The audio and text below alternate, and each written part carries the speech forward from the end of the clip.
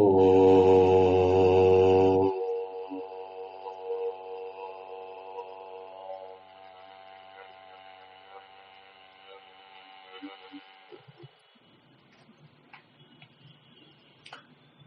योऽन्तः प्रविश्य मम वाचमिमां प्रसुप्ताम् सञ्जीवयत्यखिलशक्तिधरस्वधाम्ना अन्यांश्च हस्तचरणश्रवणत्वगादीन् प्राणान्नमो भगवते पुरुषाय तुभ्यम्।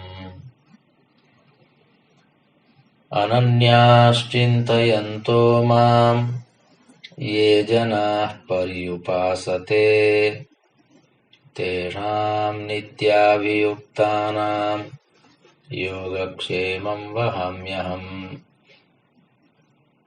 सदाशिवसमारम्भाम् शङ्कराचार्यमध्यमाम् अस्मदाचार्यपर्यन्ताम् वन्दे गुरुपरम्पराम्। गुरुर्ब्रह्मा गुरुर्विष्णुः गुरुर्देवो महेश्वरः गुरुः साक्षात् परं ब्रह्म तस्मै श्रीगुरवे नमः। ॐ शान्तिः शान्तिः शान्तिः।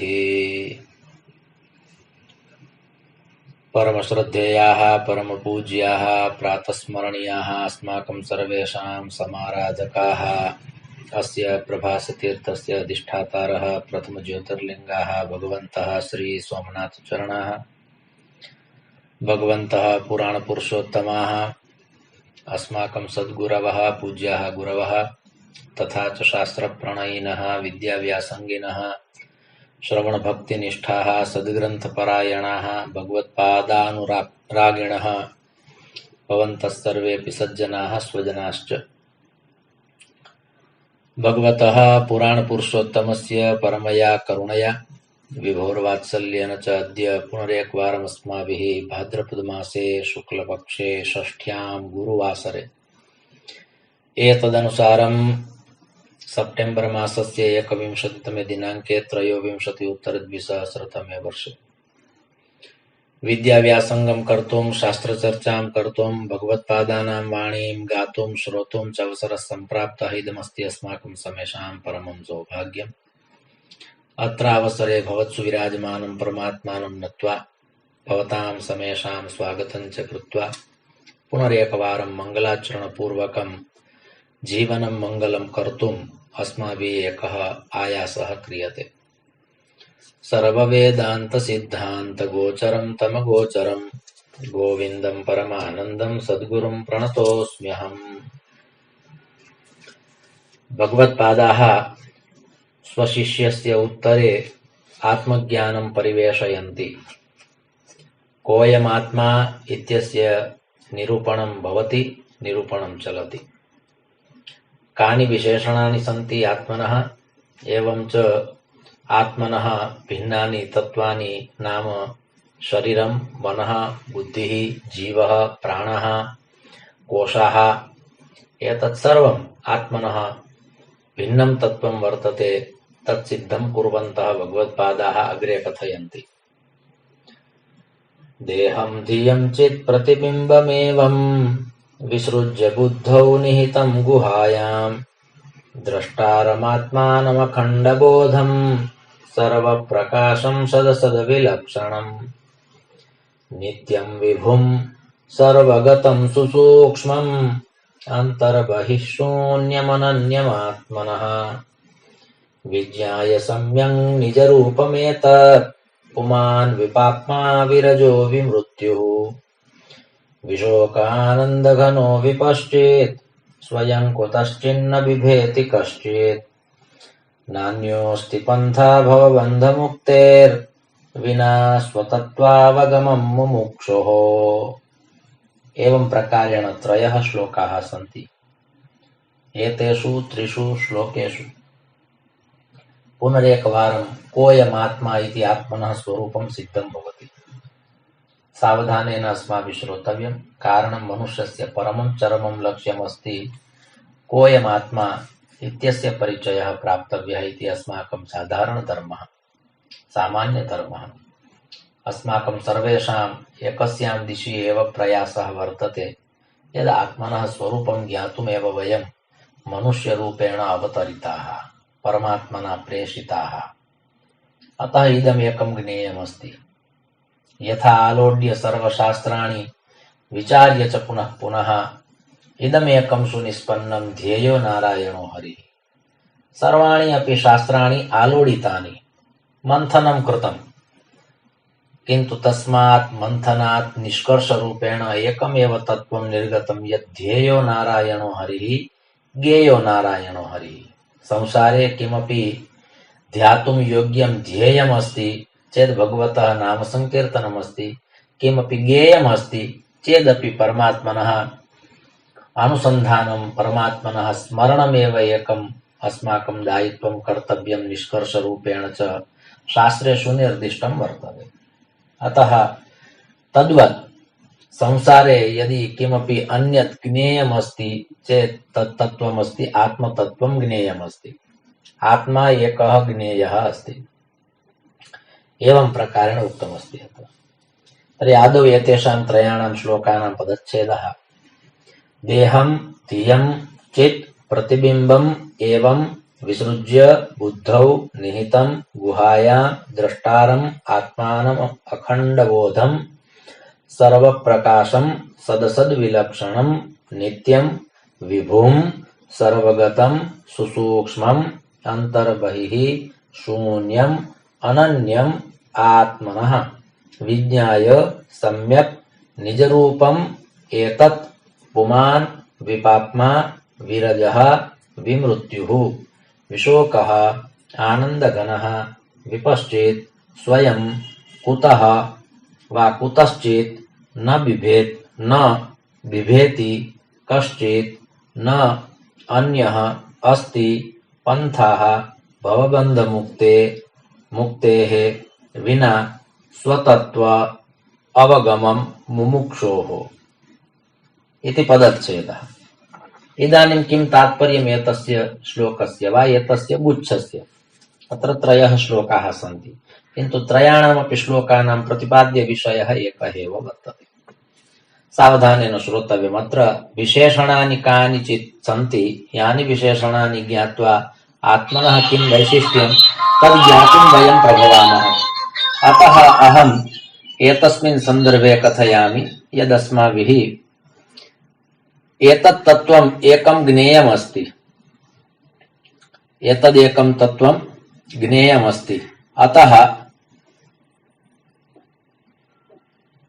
एतस्य तत्त्वस्य अस्माभिः इयमेव चर्चा कर्तव्या वर्तते यदत्र आत्मा केन स्वरूपेण विराजते। आत्मा केन स्वरूपेण विराजते, आत्मनः स्वरूपं किम् अस्ति तदेकम् अस्माभिः ज्ञेयमस्ति। तर्हि एवं प्रकारेण एकः देहः अस्ति, एका बुद्धिः अस्ति, एकं चित् प्रतिबिम्बम्।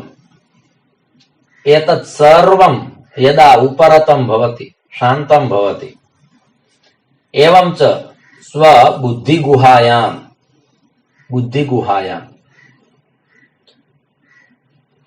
यः तिष्ठति सर्वेषां यः साक्षी अस्ति। ईश्वरः सर्वभूतानां हृद्देशेऽर्जुन तिष्ठति इति अत्र गुहा शब्देन हृदयस्य बोधः अस्माभिः स्वीकर्तव्यः। अतः अत्र उक्तं यः साक्षी अस्ति। ज्ञानाधिकरणम् आत्मा इति पुनरेकवारम् अत्र सिद्धं भवति। यः ज्ञानस्य स्वरूपभूतः अस्ति, ज्ञानस्वरूपम् अस्ति, सर्वेषामपि कारणम् अस्ति। सर्वेषामपि एकः एव अस्ति, किन्तु तथापि सर्वेषां कारणम् अस्ति। किन्तु स्थूलात् सूक्ष्मात् अयं विलक्षणः अस्ति, नित्यः अस्ति, सर्वव्यापी अस्ति, सर्वाधिष्ठाने स्थितः, अत्यन्तः सूक्ष्मः अस्ति। बाह्य जगतः आभ्यंतर जगतः यः प्रभावः अस्ति तस्मात् प्रभावात् भिन्नः अस्ति। यः अनन्यः अस्ति संपूर्णतया यदि मनुष्यः एकवारम् एनं जानाति अर्थात् आत्मानं जानाति चेत् सः पापमुक्तः भवति, विक्षेपरहितः भवति, शोकदुःखाभ्यां मुक्तः भवति। एवं च मृत्योः अपि एकः पश्चात् आनन्दः तेन अनुभूयते येन आत्मज्ञानं प्राप्तमस्ति। स्वयं आनन्दघनः इति पदं प्राप्नोति। आत्मज्ञानस्य परिणामस्वरूपेण व्यक्तिः कदापि कस्मात् अपि न बिभेति। एकवारम् आत्मज्ञानं भवति पश्चात् सः न बिभेति। उक्तमस्ति यतो वाचो निवर्तन्ते अप्राप्य मनसा सह आनन्दं ब्रह्मणो विद्वान् न बिभेति कुतश्चन न बिभेति कदाचन। तैत्तरीय उपनिषदि इदमुक्तं वर्तते। एकवारम् आत्मस्वरूपं वेत्ति जानाति मनुष्यः चेत् तेन किं भवति? तर्हि तेन इदम् एकं कार्यं भवति। किम् एकं कार्यं भवति? अत्र तु कदाचित् अष्टौ विशेषणानि तत्र प्रतिपादितानि सन्ति। क्रमेण तानि विशेषणानि ज्ञातुमपि अस्माभिः एकः आयासः क्रियते, तदर्थमपि वयं यतामहे। किन्तु यः मुमुक्षुः अस्ति, मोक्षमिच्छति, आरोग्यं भास्करादिच्छेत् श्रियमिच्छेद् हुताशनात् ज्ञानं महेश्वरादिच्छेत् मोक्षमिच्छेत् जनार्दनात्। मत्स्यपुराणे इदं वचनं वर्तते। तर्हि मोक्षस्य आराधना कर्तव्या अस्ति, मोक्षस्य साधना कर्तव्या अस्ति। यदि मोक्षः एव अस्माकं परमं चरमं लक्ष्यमस्ति चेत् तदर्थम् आत्मज्ञानम् आवश्यकं वा, आत्मतत्त्वम् अस्माभिः ज्ञेयमस्ति। आत्मानं विद्धि इति उपनिषद्वचनं सिद्धं कर्तव्यं भवति। अस्तु, आवागमनं पश्चात् न भवति। एकवारं यदि मनुष्यः आत्मतत्त्वं जानाति पश्चात् तस्य आवागमनं न भवति। आवागमनं नाम विविधानि उदराणि परिवर्तितानि न भवन्ति। पुनरपि जननं, पुनरपि मरणं, पुनरपि जननी जठरे शयनम्। एतत् किमस्ति? उदरपरिवर्तनं कृत्वा पुनः आगन्तव्यम् इति जन्म मृत्योः चक्रं वा जन्म मृत्योः चक्रं द्वयमपि वक्तुं शक्यते। तर्हि वारं वारम् आगन्तव्यं, वारं वारं मरणं च प्राप्तव्यम्। इदं यद् दायित्वमस्ति वा, इदं यत् कार्यमस्ति तत् कार्यं पूर्णं भवति, पश्चात् तत् चक्रं न चलति। आवागमनं नाम भवबन्धनात् मुक्तिः। एकस्मिन् जन्मनि एव अस्माभिः बहुनि बन्धनानि अनुभूयन्ते चेत् बहुनि जन्मानि स्युः चेत् कति बन्धनानि स्युः तदस्माभिः चिन्तनीयम्। अतः बन्धनं न प्राप्तव्यं। बन्धनम् अस्माकं स्वभावः नास्ति, मुक्तिः अस्माकं स्वभावः वर्तते। वास्तविकरूपेण परमात्मना वयं मुक्ताः। बन्धनं तु अस्माकं संशोधनम् अस्ति, नान्यथा परमात्मना तु सर्वेभ्यः मुक्तिः एव प्रदत्ता वर्तते। किन्तु बन्धनम् अस्माभिः आविष्कृतम्, अस्माकं सर्जनम्, अस्माकं स्वीकृतिः, अस्माकं रचना। पुराणानि पठ्यन्ते, उपनिषदः पठ्यन्ते चेत् ज्ञातुं शक्यते यत् बन्धनं तु अस्माकं स्वभावः एव नास्ति। परमात्मना समेषां सर्जनं मुक्त्यै कृतमस्ति। सर्वेपि जीवाः मुक्ताः सन्ति, सर्वेपि जीवाः मुक्ताः सन्ति। पिपीलिका यथेष्टं परिभ्रमन्ति पिपीलिकाः, वानराः, मशकाः, मत्स्याः, मकराः, खगाः, ये केचन जीवाः सन्ति यथेष्टं परिभ्रमन्ति, यथेष्टं जीवन्ति, ते मुक्तताम् अनुभवन्ति। किन्तु मनुष्यः एक एव बन्धनं स्वीकरोति, कारणं तेन बन्धनं स्वीकृतमस्ति, परमात्मना प्रदत्तं नास्ति। कारणं वयम् आशापाशशतैः बद्धाः। इच्छाः नैकाः सन्ति, भवतु इच्छाः तु अन्येषामपि जीवानां सन्ति, किन्तु तत्र बन्धनं नास्ति। अहं तु तथा विचारयामि यत् मनुष्यात् अपि अन्ये जीवाः विशेषतया मुक्ताः सन्ति यदा ते सदेहेन अत्र सन्ति। मृत्योः अनन्तरं मुक्तिः इत्यस्मिन् सन्दर्भे मनुष्यः अग्रे अस्ति सर्वेभ्यः जीवेभ्यः, किन्तु यदा जीवनम् अस्ति, अस्तित्वम् अस्ति, शरीरं धृत्वा यदा भूतले अस्माकं स्थितिः वर्तते, तदानीं तु अन्येषां जीवानाम् एव मुक्तिः प्रबला वर्तते। मनुष्यः बद्धः अस्ति, अन्ये सर्वेपि जीवाः मुक्ताः सन्ति। यथा वने नैके जीवाः वसन्ति, नैके जीवाः वने सन्ति, ते सर्वेपि जीवाः किं कुर्वन्ति? मुक्ततया जीवन्ति। मनुष्यः तथा मुक्ततया जीवितुं न शक्नोति, कारणं तेन बहूनि बन्धनानि स्वीकृतानि सन्ति। परमात्मना प्रदत्तानि सन्ति इति न, किन्तु तेन स्वीकृतानि सन्ति। ते अन्ये सर्वेपि जीवाः, प्रातः काले अस्माभिः अवलोक्यते यत् प्रातः सर्वेपि खगाः स्वनीडात् उड्डीय कलरवं कुर्वाणाः आकाशमण्डलं परिभ्रमन्ति, यथेष्टं विहरन्ति। तर्हि स्वतन्त्रतायाः अनुभवः, मुक्तेः अनुभवः अन्ये जीवाः सदेहत्वेन अधिकं कुर्वन्ति। मनुष्यः तत्र पीडितः अस्ति। अस्माभिः विचारितं वर्तते यत् मुक्तिः तु मृत्योः अनन्तरम् आगच्छति, अतः तस्य विषयः वर्तते, अतः तदर्थं मया इयं यात्रा कर्तव्या अस्ति। तदेकं सत्यं, किन्तु मुक्तिः मृत्योः अनन्तरम् एव अस्ति इति नास्ति, अनन्तरम् अपि अस्ति, एतदस्ति। नान्यथा यदा जीवनम् अस्ति, यदा शरीरम् अस्ति, यदा वयं सदेह स्थिताः स्मः, तदानीमपि मुक्तेः अनुभूतिः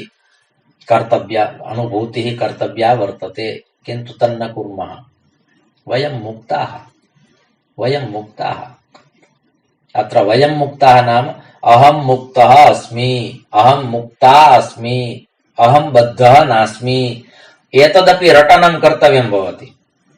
तेन कदाचित् स्वस्वरूपानुसन्धानं भवेत्, नान्यथा बन्धनानि बहूनि स्वीकृतानि सन्ति इति कृत्वा वयं पीडिताः, आत्मना एव पीडिताः। आत्मना नाम स्वस्वभावेनैव पीडिताः, नान्यथा परमात्मना तु उक्तं वर्तते त्वं मुक्तः अस्ति, शुद्धोऽसि बुद्धोऽसि निरञ्जनोऽसि, संसार माया परिवर्जितोऽसि, संसार स्वप्नं त्यज मोह निद्रां, मदालसा वाक्यमुवाच पुत्रम्। तर्हि मदालसा स्वपुत्रम् उद्दिश्य इदं वचनं बाल्यावस्थायां वदति, यदा तस्य बालकः तत्र दोलायां सुप्तः अस्ति। त्वं शुद्धः अस्ति, बुद्धः अस्ति, नित्यः, त्वं शुद्धः असि, बुद्धः असि, नित्यः असि, निरञ्जनः असि, संसार मायां परिवर्जितोऽसि। मायायाः स्पर्शः इदानीं नास्ति त्वयि, पश्चात् बन्धनम् अस्माभिः स्वीक्रियते। अतः यानि बन्धनानि सन्ति तानि सर्वाण्यपि बन्धनानि अस्माभिरेव स्वीकृतानि सन्ति, परमात्मना प्रदत्तानि न सन्ति, अस्माभिः स्वीकृतानि सन्ति। पुनः तत्रैव तस्मिन्नेव मण्डले अस्माकं परिभ्रमणं भवति इति कृत्वा आवागमनचक्रं सदैव चलति। एकः कपोतः मुक्ततया सम्पूर्णं दिनं विहरति, सम्पूर्णे दिवसे मुक्त्याः आनन्दः अस्ति इति कृत्वा ते कलरवं कुर्वाणाः सन्ति। वयं रोदनं कुर्वाणाः स्मः, ते कलरवं कुर्वाणाः सन्ति। इदमेकं परिवर्तनं वर्तते। एतत् परिवर्तनं सार्वत्रिकं, परमात्मनः स्वभावः, परमात्मनः सत्ता, परमात्मनः सर्जनं समानम् अस्ति। एकस्मै एतादृशम्, एकस्मै एतादृशं नास्ति, सर्वेभ्यः समानम्। अतः मुक्तिः परमात्मना सर्वेभ्यः प्रदत्ता वर्तते। मनुष्यः यदा खगे स्निह्यति चेत् खगं स्वीकृत्य पञ्जरे स्थापयति, पश्चात् कथयति अहमत्र स्निह्यामि इति कृत्वा। तर्हि स्नेहः अस्ति चेत् बन्धनं नास्ति। परमात्मा स्निह्यति, मनुष्येषु परमात्मा स्निह्यति चेत् किमर्थं मनुष्येभ्यः बन्धनं दद्यात्? नैव दद्यात्, किन्तु अस्माभिः तद् बन्धनं स्वीकृतमस्ति इति कृत्वा वयं दुःखिनः, वयं बद्धाः, वयं शोकग्रस्ताः, भयग्रस्ताः। तस्मात् कारणात्, नान्यथा वयं मुक्ताः। अस्माकं स्वभावः, मुक्तिः अस्माकं स्वभावः, बन्धनम् अस्माकं स्वभावः नास्ति। पूर्वमपि अस्माभिः एकवारम् उक्तमस्ति, श्रीमद्भागवत महापुराणे 11 स्कन्धे 11 पठनीयः। बद्धपुरुषाणां लक्षणानि, मुक्तपुरुषाणां लक्षणानि। बद्धभक्ताः, मुक्तभक्ताः, वयं सर्वेपि मुक्ताः, परमात्मना मुक्ताः। किन्तु स्वेन बद्धाः। अस्माभिः बन्धनानि स्वीकृतानि इति कृत्वा वयं बद्धाः, किन्तु परमात्मना या स्वतन्त्रता अन्येभ्यः जीवेभ्यः प्रदत्ता वर्तते। मत्स्यः जानाति, समुद्रे स्थितः मत्स्यः जानाति। किं जानाति? कश्चित् मकरः आगत्य मम भक्षणं विधास्यति, मत्स्यः जानाति, किन्तु तथापि तस्मिन् भये मत्स्यः सम्पूर्णं जीवनं न यापयति। मुक्ततया आनन्दतया सः समुद्रे विहरति, सः मत्स्यः आनन्दतया विहरति। नान्यथा सः मत्स्यः जानाति यदि एतस्मिन् समुद्रे एव अन्ये केचन बलिष्ठाः जीवाः सन्ति, ये जीवाः मां मारयिष्यन्ति, तथापि मरणं तु एकवारम् अस्ति। तर्हि एकवारं मर्तव्यमस्ति चेत् तस्य भयं सम्पूर्णं जीवनं किमर्थम्? किमर्थम्? एकवारमेव मर्तव्यमस्ति चेत्। किन्तु मत्स्यः, खगः अपि प्रातः उत्थाय यदा उड्डयनं कृत्वा आकाशमार्गेण गच्छति, आनन्दिततया सः जीवति, भयं नास्ति। तर्हि विचारः आगच्छति। अद्य अयं विचारः अस्माभिः स्वीकर्तव्यः, विचारः कर्तव्यः यत् सशरीरं सर्वेपि जीवाः भूतले सन्ति। 84 लक्ष परिमिताः योनयः सन्ति, किन्तु तासु सर्वासु योनिषु एकं मनुष्यं विहाय सर्वेपि जीवाः सम्पूर्णं जीवनं मुक्तिपूर्वकं जीवन्ति। अन्ये जीवाः तन्न जानन्ति यद् मृत्योः अनन्तरमपि मुक्तिः अस्ति, किन्तु ते जीवाः तत् जानन्ति यद् इदं जीवनम् अस्ति, एवं च एतस्मिन् जीवने एव मुक्तिः अस्ति। जीवनानन्तरं मुक्तिः अस्ति इति अस्माकं कल्पना, अस्माकं विषयः। कारणं वयं शास्त्राणि पठामः, शास्त्राणि शृण्मः इति कृत्वा अस्माकं मरणं शुद्धं भवेत्, एवं च मरणानन्तरं मुक्तिः, तत् सत्यम्, असत्यमस्ति इति न। किन्तु जीवने अपि मुक्तिः अस्ति, जीवने अपि मुक्तिः अस्ति। मोक्षः नाम किम्? तर्हि त्यागस्य आनन्दः इति मोक्षः। एकः जनः अस्ति, सः जनः ताम्बूलपत्रं स्वीकरोति, व्यसनी अस्ति इति कृत्वा व्यसनं स्वीकरोति, एतत् ताम्बूलं मुखे क्षिपति, स्थापयति, व्यसनमस्ति, तेन सः पीडितः अस्ति। केनचित् एकेन महापुरुषेण उक्तं यदिदं व्यसनमस्ति, अनेन हानिः भवति, एतत् न स्वीकर्तव्यं, यदि अनुकूलमस्ति चेत् त्यजतु। यदि महापुरुषस्य, प्रबुद्धपुरुषस्य तद्वचनं श्रुत्वा यदि सः तद्व्यसनं त्यजति, तस्मिन् समये एव तस्य ताम्बूलपत्रस्य मोक्षः जातः इति वक्तुं शक्यते। एतस्य जनस्यापि मोक्षः जातः, यः व्यसनी अस्ति, यत् तेन मोचितं, नाम त्यक्तं, त्यागस्य आनन्दः। त्यक्तं चेत् त्यक्तम्, अयमेव मोक्षः। एतादृशी अपि एका परिभाषा मोक्षस्य अस्माभिः स्वीकर्तव्या भवति। केचन विचाराः अस्माभिः तेन प्रकारेण स्वीकृताः सन्ति, येभ्यः विचारेभ्यः वयं बद्धाः, यैः विचारैः वयं बद्धाः। मुक्त्यै तु त्यागः अस्ति। तर्हि अत्र इदमेकम् अस्माभिः स्वीकर्तव्यं भवति यद् मृत्योः अनन्तरम् एव मुक्तिः अस्ति इति न, अपितु यदा वयं जीवनं जीवामः तस्मिन् समयेपि मुक्तेः आनन्दः स्वीकर्तव्यः वर्तते। यथा अन्ये जीवाः मुक्तेः आनन्दं स्वीकुर्वन्ति, अस्माभिः कदापि न दृष्टं यत् कश्चित् कपोतः रुदति, अस्माभिः कदापि न दृष्टं। ते न रुदन्ति इति न, तेषामपि दुःखं भिन्नमस्ति, तेऽपि दुःखिनः भवन्ति, तेषामपि दुःखप्रतिपादनं तस्मिन् विषये तेषां शैली भिन्ना वर्तते, अस्माकं भिन्ना अस्ति। किन्तु आजीवनं ते न रुदन्ति, आजीवनं ते आनन्दपूर्वकं विहरन्ति। खगाः सन्ति, जलचर जीवाः सन्ति, स्थलचर जीवाः सन्ति, नभचर जीवाः सन्ति, उद्भिज जीवाः सन्ति, ते सर्वेपि प्रसन्नतापूर्वकं स्वजीवनं यापयन्ति। भगवद् भजनं कर्तव्यं, भगवत् स्मरणं कर्तव्यं, नाम संकीर्तनं कर्तव्यं, तेनापि जन्म मृत्योः चक्रात् मुक्तिः अस्ति इति ते न जानन्ति। किंतु यज्जीवनं परमात्मना प्रदत्तं वर्तते तज्जीवनं तु ते पूर्णतया आनन्दिततया ते जीवन्ति अयम् एकः तेषां गुणः। तस्मिन् विषये अस्माभिः यदि विचारः क्रियते चेत् अस्मभ्यमपि ते श्रेष्ठाः सन्ति, ते श्रेष्ठाः सन्ति। वयं तथा विचारयामः यत् जीवने मोक्षः नास्ति, जीवनानन्तरं मोक्षः अस्ति, अर्थात् मृत्योः अनन्तरं मोक्षः अस्ति। भज गोविन्दं कृतमस्ति चेदेव यथा अजामिलेन मोक्षः प्राप्तः चेत् मरणानन्तरं पुनः मुक्तिः भविष्यति, तथा नास्ति।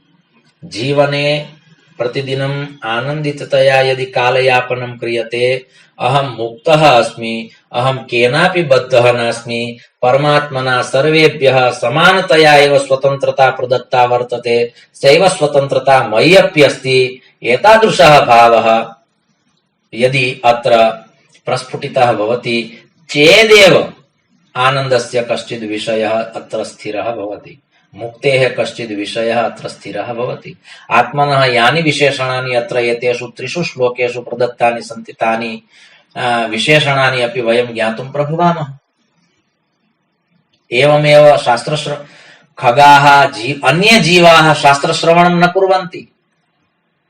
अस्माभिः कदाचित् शास्त्रं श्रुत्वा आनन्दम् अनुभूयते, यत् भगवत्पादानां सिद्धान्ताः श्रुताः, इदमस्ति अस्माकं सौभाग्यमिति कृत्वा अहम् आनन्दम् अनुभवामि यद् मया अद्य शास्त्रश्रवणं विहितम्। अन्ये जीवाः शास्त्राणि न शृण्वन्ति, किन्तु तथापि सम्पूर्णं दिनम् आनन्दिततया ते यापयन्ति। इदमस्ति तेषां वैशिष्ट्यम्। अस्माभिः शास्त्राणि श्रुत्वा कदाचित् आनन्दम् अनुभूयते, ते तु विना शास्त्रश्रवणेनापि आनन्दम् अनुभवन्ति। कीदृशी विशिष्टता वर्तते तेषाम्? अस्मिन् विषये अद्य अस्माभिः विचारः कर्तव्यः भवति। यद् मुक्तिः किं मरणानन्तरम् एव अस्ति, तत्पूर्वं नास्ति? अस्ति। तर्हि कश्चिदेकः पूर्वग्रहः अस्ति, यदि तं पूर्वग्रहं यदि वयं त्यजामः चेदपि तस्य आनन्दः, चेदपि सः मोक्षः। यद् मोक्षः जातः, कस्य मोक्षः जातः? पूर्वग्रहस्य मोक्षः। एवं प्रकारेण अत्र मुमुक्षुत्वम् इति एकं लक्षणं वर्तते। मोक्तुम् इच्छा, मुमुक्षुता, मोक्षस्य इच्छा अत्र वर्तते। भगवत्पादाः कथयन्ति न मोक्षस्याकाङ्क्षा भवविभववाञ्छापि च न मे। महापुरुषाः तु तथा तस्मिन् पदे ते स्थिताः सन्ति, तस्मिन् पदे ते स्थिताः सन्ति। कस्मिन् पदे? मोक्षमपि नाभिलषन्ति। कारणं तस्य विषयः यदि देयः अस्ति चेत् सः दास्यति, किन्तु सम्पूर्णं जीवनं मया आनन्दिततया यापनीयम् आसीत्, तत्तु दायित्वं मम आसीत्, किन्तु तद्दायित्वं मया न स्वीकृतम्। मोक्षः देयः वा न देयः इति निर्णयः तस्य वर्तते, किन्तु आनन्दे स्थेयं वा न स्थेयम् इति निर्णयस्तु मम वर्तते। अतः अन्ये सर्वेपि जीवाः आनन्दिततया स्वजीवनं यापयन्ति, सम्पूर्णं जीवनं यापयन्ति। नान्यथा ते जीवाः अपि जन्म दुःखेन ग्रस्ताः सन्ति, रोगग्रस्ताः भवन्ति, मृत्युग्रस्ताः भवन्ति, वृद्धत्वं प्राप्नुवन्ति, तत्सर्वं तत्रापि वर्तते। किन्तु वयं वदामः जन्म दुःखं, जरा दुःखं, जाया दुःखं, पुनः पुनः, तर्हि एतानि सर्वाण्यपि दुःखानि सन्ति इति वयं स्मरामः। ते न स्मरन्ति, तथापि ते सौभाग्येन एतस्य अनुभवं कुर्वन्ति, एतस्य अनुभवं कुर्वन्ति। नाम तर्हि अत्र आवागमनचक्रं पूर्णं भवति। एकवारं यदि आत्मतत्त्वम् अस्माभिः ज्ञातं चेत् आवागमनचक्रं पूर्णं भवति। आत्मतत्त्वस्य यद् ज्ञानम् अस्ति तद् ज्ञानं विहाय अन्यत् किमपि ज्ञानं नास्ति। ज्ञानस्य परिभाषायाम् अन्यत् किमपि नागच्छति। ज्ञानस्य परिभाषायां किम् आगच्छति? ज्ञानं नाम किम्? तर्हि भगवत्पादाः कथयन्ति ज्ञानं नाम आत्मज्ञानम्। आत्मज्ञानं विहाय अन्यत् किमपि ज्ञानमेव नास्ति।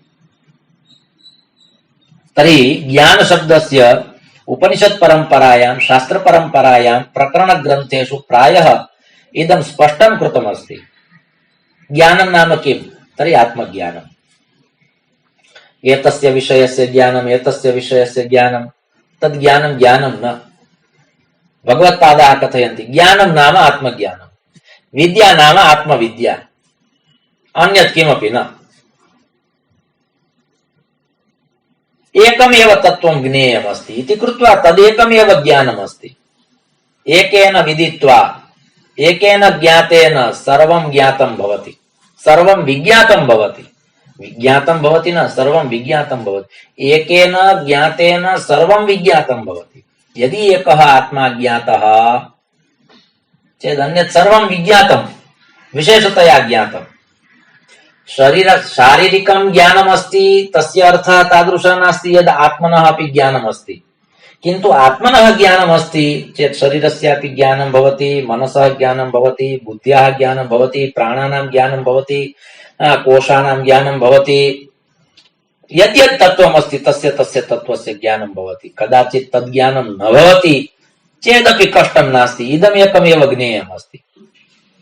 किन्तु शारीरिकं ज्ञानं प्राप्तं नाम शरीरस्य विज्ञानं ज्ञातं चेत् तेन एकेन विज्ञातेन आत्मा अपि विज्ञातः भवति इति निश्चितं नास्ति। पश्चादपि किमपि ज्ञेयम् अवशिष्यते, अवशिष्टमस्ति। शरीरं ज्ञातं किन्तु तत् परमं चरमं ज्ञानं ज्ञातं नास्ति, तद् विहाय अन्यदपि अस्ति। किन्तु आत्मतत्त्वविषये ज्ञातं पश्चात् किमपि न अवशिष्यते। पश्चात् शरीरस्य ज्ञानं भवति चेत् न भवति चेत् न हानिः। किन्तु शरीरं ज्ञात्वा आत्मा न ज्ञातः चेत् हानिः। किन्तु आत्मानं ज्ञात्वा शरीरं न ज्ञातं, मनः न ज्ञातं, बुद्धिः न ज्ञाता चेदपि न हानिः।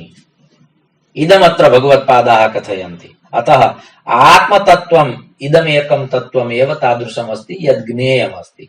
अतः ज्ञान शब्दस्य अर्थः अत्र विवेकचूडामणौ तादृशः भवति यद् ज्ञानं नाम आत्मज्ञानम्, अन्यत् किमपि न। अस्माभिः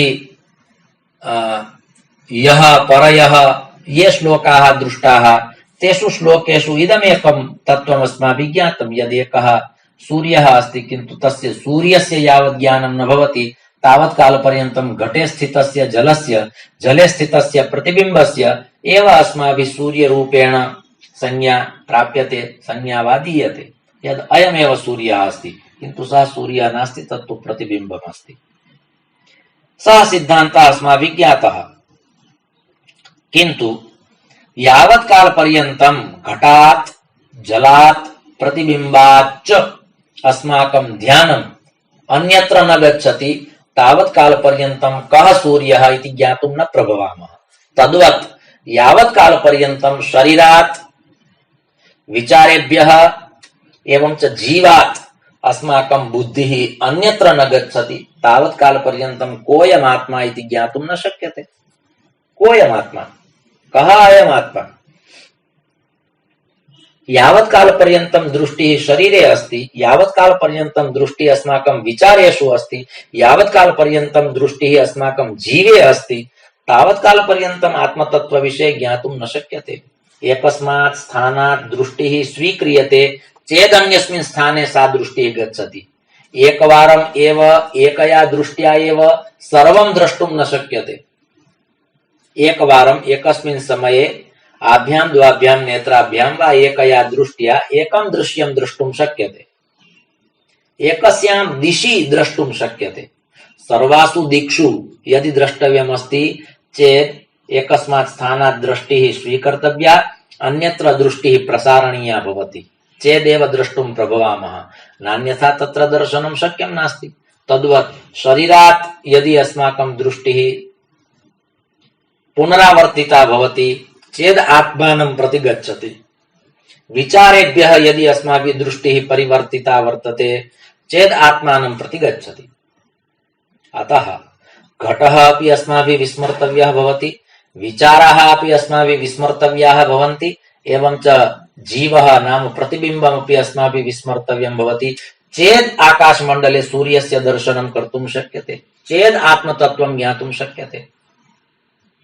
अतः अत्र एतत्तु स्पष्टतया ज्ञेयं भविष्यति यद् यदा एतेभ्यः तत्त्वेभ्यः दृष्टिः परिवर्तिता भविष्यति चेदेव एकस्मिन् स्थाने स्थिरा भविष्यति यत्र अस्माभिः दृष्टि स्थिरा कर्तव्या अस्ति यत्र जाता अस्ति इति न यत्र कर्तव्या अस्ति। किन्तु परमात्मा यदि एतस्मिन् विषये अस्माकं चयनं करोति चेदेव भवति। यमेवैष वृणुते सतेन लभ्यः नान्यः पन्था विद्यते यनाय अपरः कश्चित् मार्गः एव नास्ति। किन्तु यदि परमात्मा यदि विभुः अस्माकं वर्णनं करोति चेदेव आत्मतत्त्वं ज्ञातुम् अस्माकं प्रवृत्तिः भवति। नान्यथा बहवः भूतले तादृशाः सन्ति ये आत्मज्ञानसम्पन्नाः बुभूषन्ति किन्तु न भवन्ति, भवितुमिच्छन्ति किन्तु न भवन्ति। कारणं तेषां वर्णनं न जातं, चयनं न जातं। यमेवैष वृणुते यस्य परमात्मा चयनं करोति स एव तस्मिन् विषये ज्ञातुं शक्नोति। अन्येषां सामर्थ्यं नास्ति, अन्येषां तत्र अधिकारः नास्ति। तर्हि अस्माकं चयनं भवेत्, तदर्थम् अस्माभिः इयं यात्रा कर्तव्या अस्ति। चयनं करिष्यति वा न करिष्यति तस्य विषयः, किन्तु चयनं भवेत् तदर्थं यत् कर्तव्यमस्ति तत्तु अस्माकं कर्तव्यं वर्तते। एवं प्रकारेण अत्र प्रोक्तम्।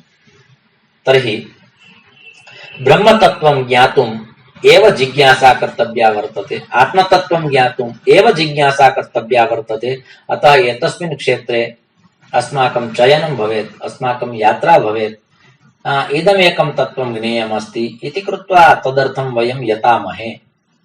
अस्माकं पुरुषार्थः तस्यां दिशि भवतु यस्यां दिशि अस्माकं श्रेयः अस्ति, यस्यां दिशि अस्माकं कल्याणम् अस्ति। यस्यां दिशि कल्याणं नास्ति तस्यां दिशि न गन्तव्यम्। यदि वयं जानीमः यद् एतस्यां दिशि अयोग्यानि स्थानानि सन्ति, पश्चात् तद् ज्ञात्वा अपि अस्माभिः तस्यां दिशि गम्यते न गम्यते। तद्वत् स्व आत्मकल्याण विषये अपि विचारणीयमस्ति। अहम् आदीनं यद् करोमि अनेन किं मम आत्मकल्याणम् अस्ति? अस्ति चेत् सा क्रिया कर्तव्या, नास्ति चेत् न कर्तव्या। किन्तु आत्मानं विद्धि इति उक्तं वर्तते। तर्हि एवं प्रकारेण एतेषु त्रिषु श्लोकेषु अष्टविशेषणानि आत्मनः विशेषणानि प्रदत्तानि सन्ति। तानि विशेषणानि पुनः कालक्रमेण वयं ज्ञास्यामः। कालः सञ्जातः इति कृत्वा अयं जनः अत्रैव द्वाभ्यां श्लोकाभ्यां विरमति। धर्मस्य विजयो भूयाद् धर्मस्य पराभवः प्राणिनां चैव सद्भावः भूयाद् विश्वस्य मङ्गलम्। सर्वे भवन्तु सुखिनः सर्वे सन्तु निरामयाः सर्वे भद्राणि पश्यन्तु मा कश्चित् दुःखभाग् भवेत्। ओम शान्तिः शान्तिः शान्तिः। ओम।